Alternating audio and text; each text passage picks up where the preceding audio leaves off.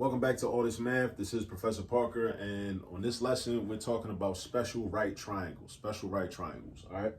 So this particular problem, we have first of all, here's one thing. I know this is a special right triangle, right?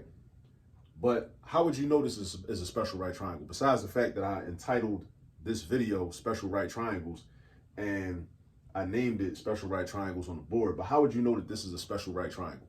First of all, it's two types of triangles that we consider to be special right triangles. What makes them special? What makes them special is that the sides of the triangles have special relationships with each other. There's certain ratios, right? So you notice this box down here, right? This says 30, 60, 90 triangle. That's the symbol for triangle, right? It also is a symbol for delta in the Greek alphabet, which means change, which you might see when you're dealing with slope, trying to find the slope of a line. But right here, we're talking about a triangle. So 30, 60, 90 triangle. So SL stands for short leg. HYP stands for hypotenuse. The hypotenuse is the side that's across from the right angle. That's the right angle right there. Where that box is, that's the right angle, meaning it's 90 degrees. It's 90 degrees in measurement. If you put a protractor on this, it should be 90 degrees. The hypotenuse is always across from the right angle. Always. That's the hypotenuse. And I abbreviated HYP. All right. You got a short leg, hypotenuse, and a long leg. Three sides to a triangle, right? They each got a name. This is our hypotenuse. This is our short leg. But again, that's something else you need to understand. How do I know that this is the shortest leg? The short leg means it's the shortest leg in the triangle. How do I know that? I know that because it's across from the smallest angle. This is 30 degrees, right? This side is across from 30 degrees, from the 30-degree angle. So how do I know that that's the shortest leg? How do I know that this angle ain't bigger? Well, something else you got to know about triangles from geometry. In geometry, we say that in a triangle, if it is in fact a triangle, all three angles must add up to 180 degrees. All three angles must add up to 180 degrees. And that's called the triangle sum theorem. The triangle sum theorem that all three angles says that all three angles, 1, 2, 3, must add up to 180. So if we already know that this is 90, because of that box means 90 degrees. Whenever you see that box in the corner, that means 90 degrees, no matter what. This is 30. 90 plus 30 is 120. So what's the missing angle left over? That's got to be 60, because the only way you're going to add up to 180 if you already got 120 from the 90 and the 30 is if you got 60. So that's got to be 60 degrees. All right, so that's got to be 60 degrees. There's no way around it. So once I know that this is a 30, 60, 90 triangle, I know that these rules apply. These rules apply. These rules only apply to triangles that have these three angles: a 30-degree angle, a 60-degree angle, and a 90-degree angle. If it don't got those exact three angle measurements, then it's not a 30, 60, 90 triangle. So if it's not a 30, 60, 90 triangle, we can't use these formulas. So what I suggest you do is memorize these formulas, right? It's 6 of them. 6, memorize them. But actually, you don't need to really memorize all of them. If you just understand like 2 of them, right, you can figure out the other 4, right? If you understand the relationship between the sides, right, and you understand a little bit about algebra and how you can figure out other formulas based on formulas that you have. Like, for example, if I know that the short leg is equal to the hypotenuse divided by 2, I also know that the hypotenuse is equal to the short leg times 2. Because if I just solve for hypotenuse, I would just multiply by 2 on the right, multiply by 2 on the left. So that's hypotenuse is equal to 2 times short leg, or short leg times 2, right? So I could just figure that out. I didn't have to memorize that. I just figured it out. Also with, let me see. If I want to know the long leg is equal to the short leg times root 3, square root of 3. That's a radical sign. Because if I solve for LL right here, right? LL for long leg, the longest side in this triangle. Now, it's not really the longest side. Out of the 2 legs, it's the longer leg is what I should say. Because the hypotenuse is always the longest side in any right triangle, right? The hypotenuse, and you only have hypotenuses in right triangles, right? Only in triangles that got a 90-degree angle, all right? That's another thing that makes them special, all right? Right triangles are special because they only have a right angle. They only have one right angle, and they have a right angle in them. Every triangle don't got a right angle in it. But anyway, long leg equals short leg times the square root of 3, right? So that means you don't gotta really memorize that. So these two you don't gotta memorize. You can figure them out from here. And then even with the other ones, right? So if I want to know this formula right here, where did I get this formula from? Right? So this formula is from, wait a second, hold up. I think I left something out. So the hypotenuse is equal to, okay, because the short leg is equal to the hypotenuse divided by 2. So the short leg, so the hypotenuse is equal to short leg times 2. But then the short leg is equal to LL over, yeah, this is a mistake. This is a mistake. Glad we talked about this. This is a mistake. Yeah, because this should be, I'm like, why I don't got one of the legs in there, all right? It should be LL, the longer leg. Long leg divided by root 3 times 2. Now, how do I know that?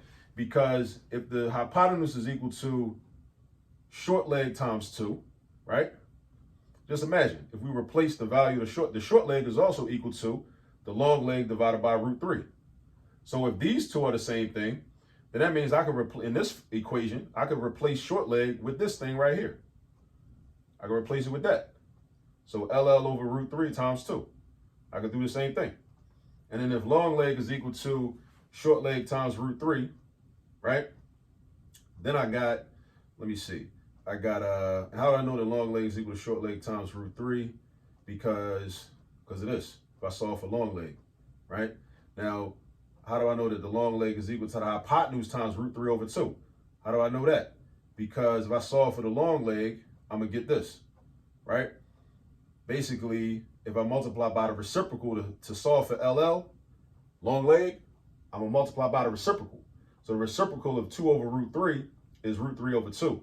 So it would be multiplied on both sides, the right side and the left side, right side and the left side.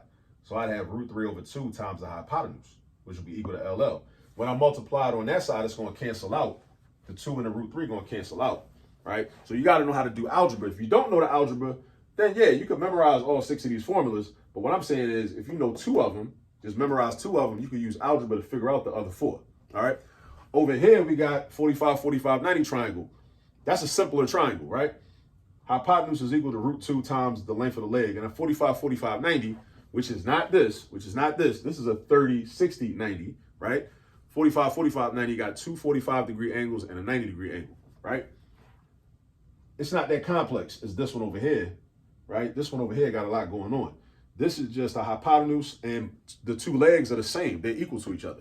In the 45, 45, 90, the 2 legs are equal to each other. It's an isosceles triangle. Because if you got 2 equal base angles and you got 2 equal legs, right? So the hypotenuse is equal to the square root of 2 times the leg. So that means that, again, using algebra, the leg is equal to the hypotenuse divided by the square root of 2. All right? And we can verify all of this, by the Pythagorean theorem, or the so-called Pythagorean theorem, because Pythagoras went to Africa and studied under our ancestors and then took it back to Greece. And now we call it the Pythagorean theorem. Well, a lot of people do. We don't have to call it that, but as long as people know what you're talking about when you say it. All right, but anyway, find the value of V. V is this side. Now, what is V? Is V the short leg, the long leg, or the hypotenuse?